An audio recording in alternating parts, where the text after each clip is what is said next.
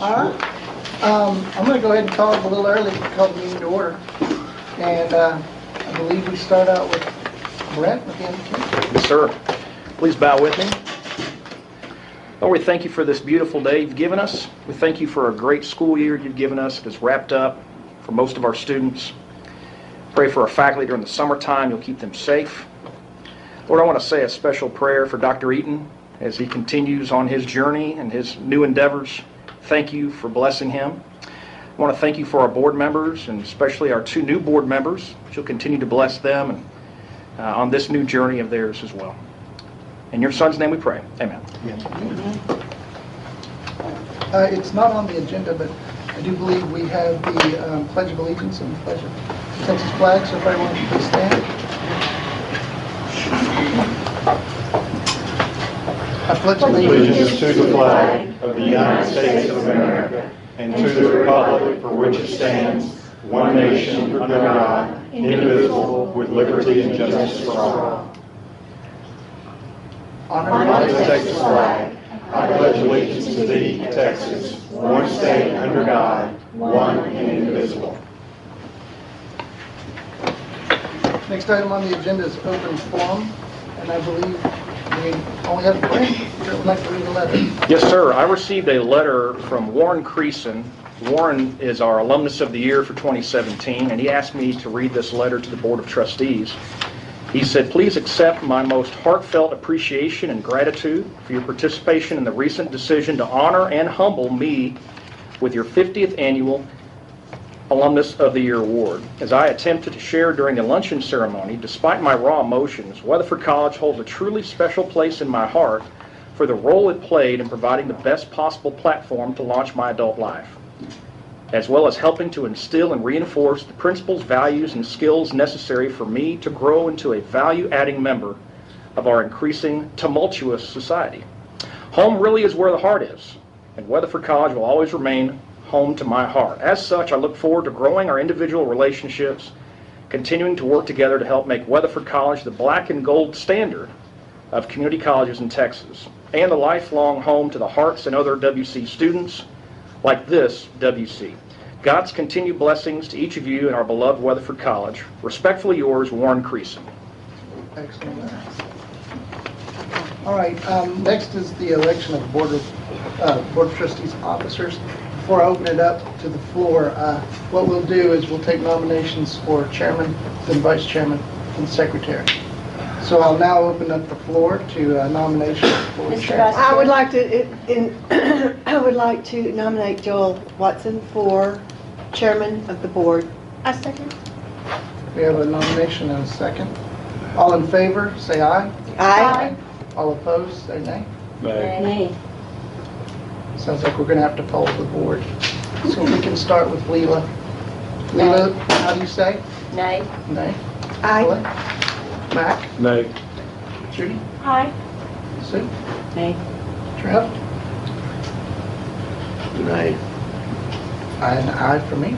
So we now open it back up for nominations for chairman. Mr. Chair, I nominate Mac Smith for chairman of the board. We have a nomination for Mac. We do not need a second according to Robert's rules. So all in favor say aye. Aye. All opposed say nay. Nay. Nay. Would you like us to poll Mac, or would you like to take over the meeting at this point? If you're satisfied, I'll take the meeting. I believe it's 4-3. Okay.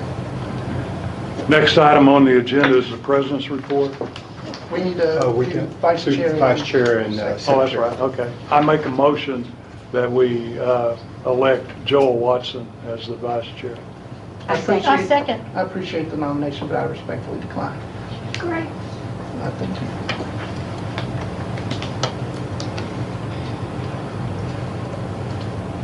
Do we have, it's your meeting now, Mac. Okay, do we need a secretary? Need a vice chair and a secretary. Okay. I nominate Sue Coody for vice chair. A second.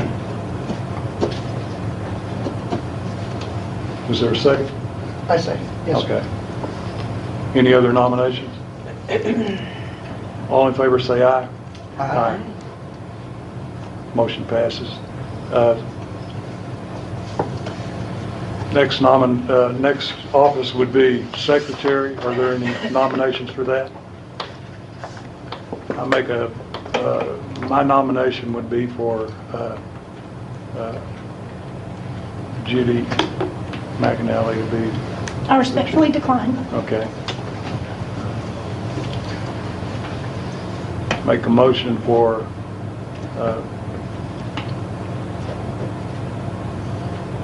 Doc to be the secretary. Would you take that office? I'd like for Lela to do that. Are you making a motion on I'll that? decline, but I'm gonna make a motion for Is there a Lela second do to that? A second. All in favor say aye. Aye. Any other business along that line? All right. Number 4 item on the agenda is the President's report. Mr. Chairman, I'd like to give an enrollment update. These numbers are extremely encouraging. It's been a while since we've seen up numbers for every semester. We have, for summer 1, our head count's up 13.7%, and our contact hours are up 6%. For summer 2, our contact hours are up 9.7%. And for the early numbers in fall enrollments, our head count is up 12%, and our contact hours are up 12.5%. So very encouraging right now. Now, we've still got a number of days before we start our summer session, so the numbers can change, but I'm very encouraged the way the numbers are looking right now. DMAC Local requires the college president to provide the names of contract employees that have resigned since our last board meeting. We've had 2 employees resign. Matt Joyner, who was the dean of our Wise County campus, has resigned to take a position at Region 11. And Colleen Walker, cosmetology instructor, has also resigned for retirement. Mr. Chairman, that concludes my report. Okay. I do have one question, Kevin. Yes, sir. Regarding, I forgot the number as soon as I asked this question. House Bill 2994, I believe, is the account? Yes, House Bill 2994 has passed. It's waiting for the governor's signature. And House Bill 2994 is the bill that deals with continuing education. As you know, we were asked to pay back some money a couple of years ago on our continuing education. What House Bill 2994 did was basically vindicate the way that we were accounting for our students that were taking continuing education courses in high school. It allows for juniors and seniors that are in high school that have completed their sophomore year. You're not going to be a junior or senior if you haven't completed your sophomore year, to take continuing education courses. The college can offer those at 0 tuition, which is what we were doing, and then you can request contact hour funding. So I'm assuming at some point the board is going to want to question the coordinating board about the money that they were taking and see if we can get a portion of that money returned for those students that were juniors and seniors, because they just passed a law that said you can do exactly what we were doing. So what I'm hearing is that we gave away $1.4 million to the school board. And you think that that law will be put on above the Folger list? We'll actually give a little headline saying that we never were wrong. Here's my hope too, is that we're doing a 4-year payout, and I'm hoping that they will at least allow us to not pay for those students from this point moving forward. And I think there's a strong possibility they will do that. Anything else? No, sir. The next item on the agenda is consent agenda and financial reports. Item A is approval of the minutes from May 11th and May 17th, 2017 board meetings. Item B, renewal of RFQ-01-12 independent audit services. Item C, renewal of RFP 0413 depository bank services. And item D, SB 0218 medical equipment and supplies for 2017-18. Is there a motion to approve the consent item agenda and financial report? I'll make that motion. Is there a second? I'll second. All in favor say aye. Aye. Number 6 agenda item is reports. Number A is proposed 2017-18 budget report, and I would assume that's Dr. Cantrell. I'm sorry I was late getting this to you all. It's a little bit early in the month to be meeting for our proposed budget, so we were last minute getting it out. And would be glad to go into it further at some other meeting if you'd like to. I tried to go down and give a little update on what we did at the preliminary budget workshop. And at that time, our budget was at the revenues were at $53,474,229 versus the expenditures of $54,082,000, difference of $608,000. Since that time, we have gone in and we've looked at the budget and we have balanced the budget. As a policy, meeting our local policy, we do have a balanced budget to you all in June, is the policy. There are still several things that need to be considered that aren't in this budget, but there are revenues and expenditures that would address these. The proposed budget is $53,567,014. This reflects a $92,785 increase over the preliminary budget revenues, but also a reduction of $824,000 over last year at this time, or a 1.52% reduction in our budget. The state appropriations have been increased over the preliminary budget, but decreased over last year's budget, a total of $534,000, I believe. And that has to do with the change in that state audit that we had. And basically we were down in our contact hours for this last biennium. So that reflects the 5.9% that we had reduction in our enrollments. No change has been reflected at this point in our Parker County ad valorem taxes. We do have information that the rates are up 12.9%, but we will not receive certified values until the end of July. At that point, we will be looking at, I know if it's 12.9%, that would reduce our rate normally, and we would be open at that time. The rate reduction would go under the 12.9%. Any increase above the effective rate would bring $115,000 per every 1%. So ranging from 3%, $347,000, 5%, $578,000, and 8% increase, $925,000. And that brings up another point I had brought to you about Senate Bill 2, that they were proposing that that they limit that 8% rollback rate. Well, it died on the floor, and that they would limit it to the 5%, but it died on the floor and didn't pass. Never got out of committee. So we're still at the 8% rollback rate.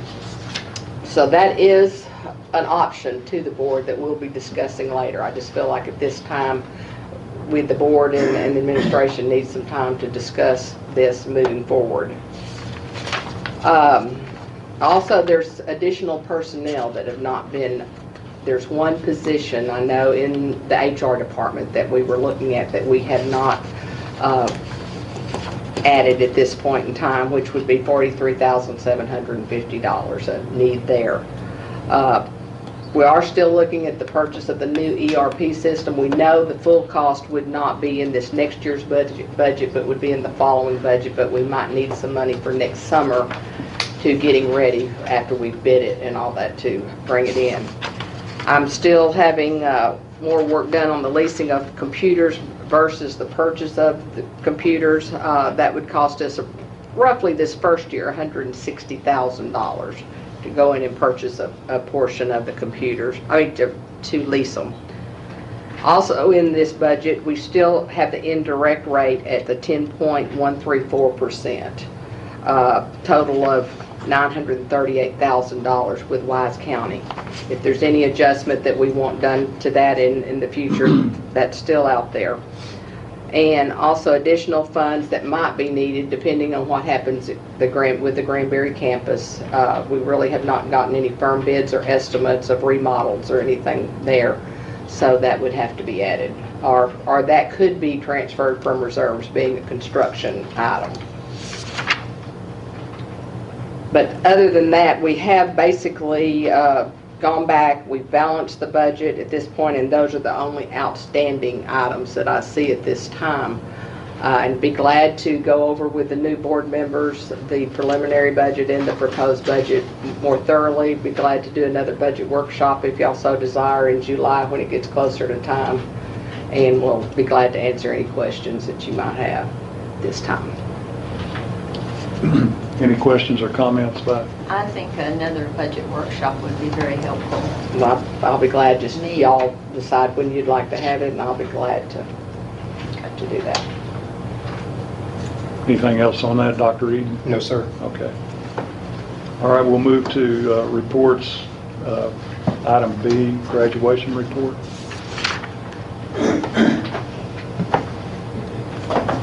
Good afternoon. Within your board packet, you will find the graduation report for the 2016-17 academic year. The first table within this report breaks down degree completion by type of degree and certificates earned. The August 16 and December 16 columns are exact numbers. However, May 17 column is an estimated number, as this is the number of petitions submitted by students. The Registrar's Office is currently reviewing petitions for all May graduates. This number will fluctuate, as some students will not meet all requirements for graduation, and petitions will be continued to be accepted throughout the summer. This year we had 2 students from Community Christian who completed their associate's degree upon completion of their high school diploma. Last year we had 1 student, also from Community Christian. The second portion of this report highlights a survey that is conducted each year at commencement. The survey asks students about full-time employment and future plans with regards to transfer. This year, of the students who participated in commencement, Midwestern State University was identified as the top transfer school, with Tarleton identified as the close second. Last year's report had Midwestern at number 6 with 6 students planning on transferring to Midwestern State. This year, 32 students. This increase is primarily due to the articulation agreements developed between Weatherford College and Midwestern State University, which was cultivated by the employees at the Weatherford College Wise County campus. This concludes the graduation report, and I'd be happy to address any questions at this time. Are there any questions or comments? Thank you. Big jump. What's that, Doc? It's a pretty big jump. Reports, item C, Weatherford College Foundation Annual Report. Board members are going to talk about some fundraising. I promise not to pass the plate this time, but maybe next time. Okay. Mr. Chairman, board members, thank you for allowing me a few minutes to talk about our Weatherford College Foundation. This is our annual report. We do this once a year just to give you an update of where we are. If you'd like for me to send you a copy of this, I'd be happy to do that after the meeting.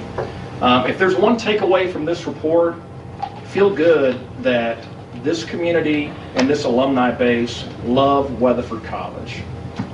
And the reason I know that is because they give.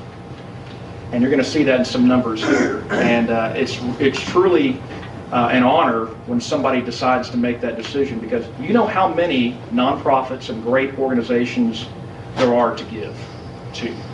And when they choose to give to us, it's a great honor. So let me tell you a little bit about it. First of all, the mission of the Weatherford College Foundation is very simple: to raise financial support to benefit the students of Weatherford College and to advance the college as a whole. The foundation was established in 1978. It is a 501c3 charitable foundation, but it's also a component unit of Weatherford College for auditing purposes. So when you receive your annual audit, the books of the foundation are also included in that as well. This is the board of directors of our foundation. Bob Glenn is our president of the foundation. This group, as you can see, is it's a wonderful group of people. These are folks who are very busy, and they choose to spend time with us and help us raise money. Most of them give them themselves as well. They give gifts, and so if you see any of these folks, please thank them.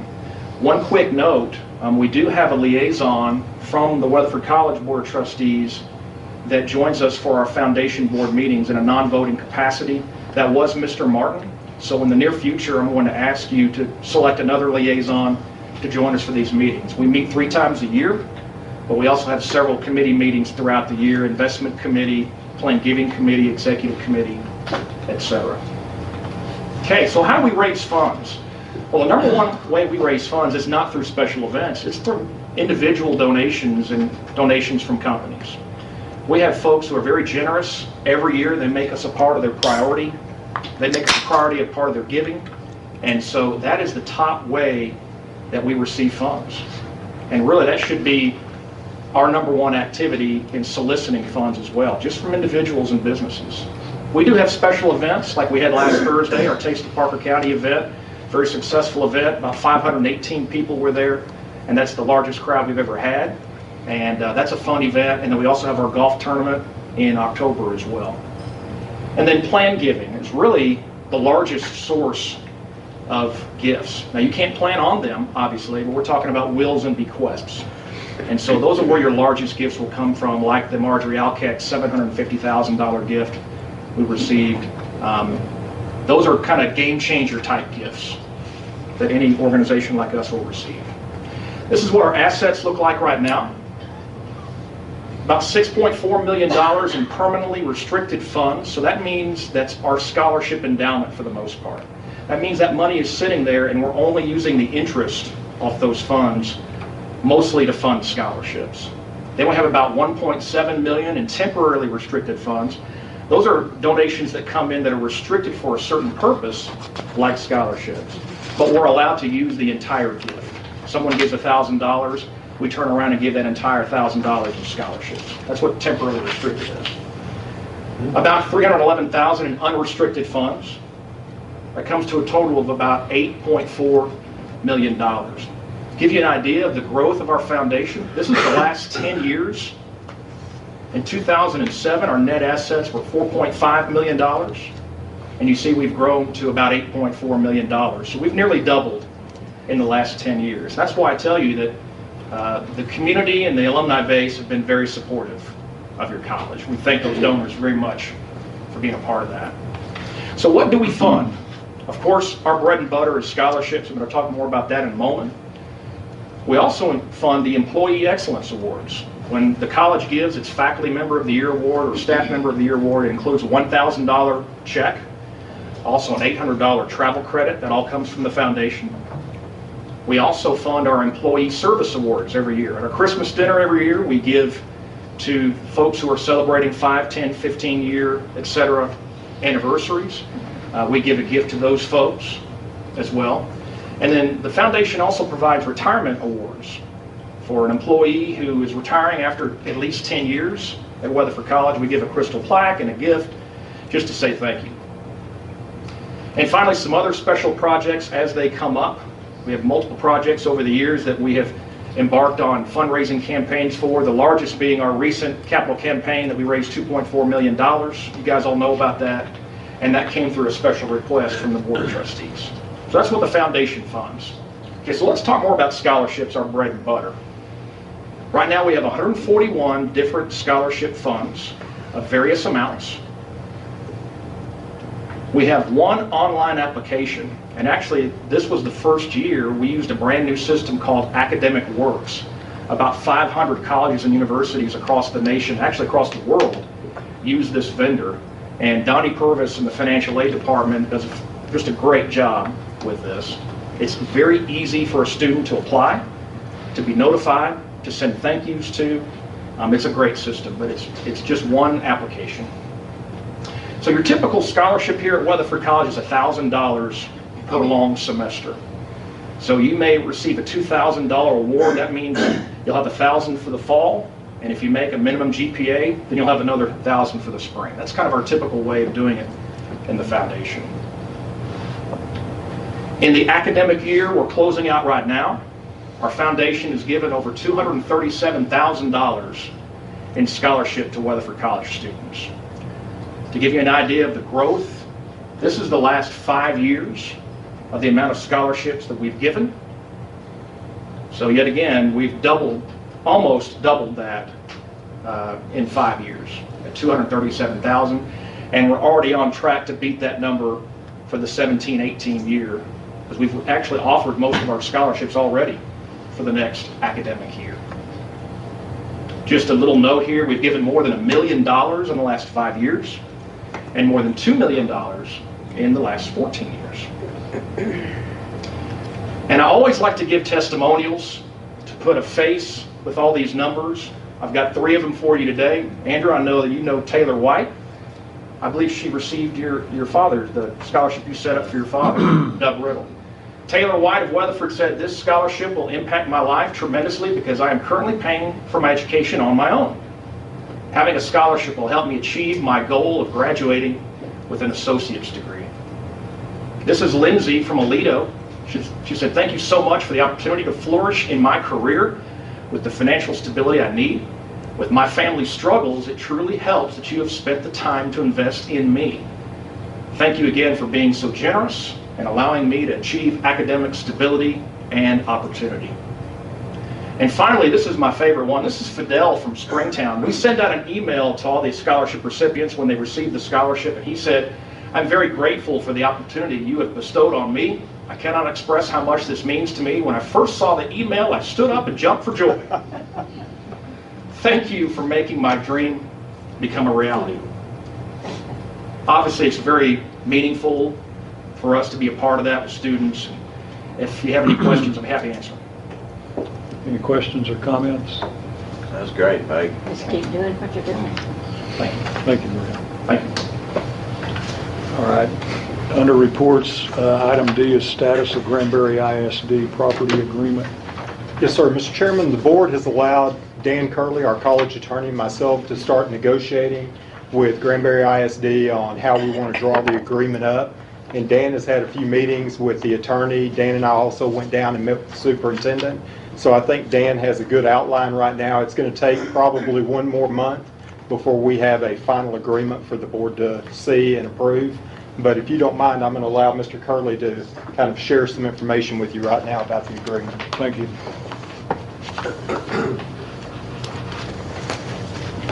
I have not rushed into this thing because we're awaiting the outcome on a workforce grant that relates to one of the buildings there. If that grant is committed to the school, it'll be necessary for us to segregate a piece of that land and create a lease rather than to take the whole with a fee simple title. If we do that, then the surveying will have to accommodate that anomaly in the middle of the property. So until we know that that has been awarded, or we can know within a very small percentage of uncertainty that it is not going to be granted, then I haven't reached out to find the surveyors and engineers and so forth necessary to get the process started. The conveyances in the absence of a lease would be a fee simple that is could revert back to the grantor if it's not used for a school in the future. But it's coming along very well. There is budget issues that will have to be dealt with soon in terms of what it's going to cost to get the surveying and engineering permitting process underway, and then to determine what the costs and what the scope of any renovations that will be taking place there. So that's the extent of my progress so far. When did we start to work on that workforce grant? It's been in progress for quite a while, and my understanding is that it is, they've delayed making a decision, I think, 2 times, but there is a great deal of confidence that it will come to fruition. Kay Young is here if you'd like her to address that. Sure. Jeanette and her staff wrote the grant in March, and she found out yesterday that they will be awarding the grant in mid-June, but they said that in May as well. So we hope we hear something in mid-June. So Anything else, Mr. Curley? That's all I know for now. Thank you. All right. Any comments or questions about that by the board? Okay, thank you, Mr. Curley. Item 7, future agenda items or meetings. Mr. Chair, we will be bringing the 17-18 proposed budget forward. Okay. Item number 8, announcements. Yes, sir, I have some of those for you. Next week is our Lone Star Guitar Festival. It's in the Alkek Fine Arts Center. Classical guitarists from all over the world, Scotland, Canada, etc. will be here.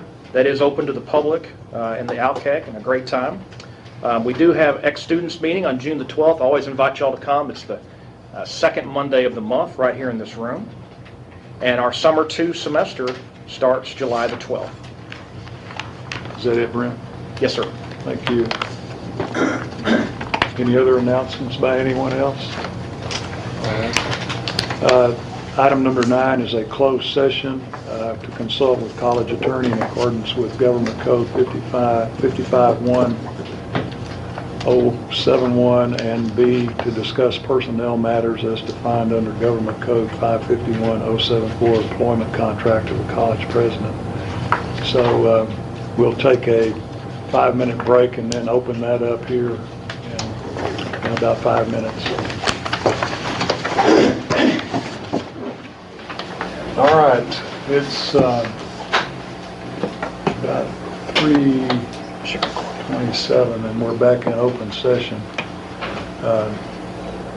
Let me say this, under item number 10, which is the next item up on the agenda to be discussed,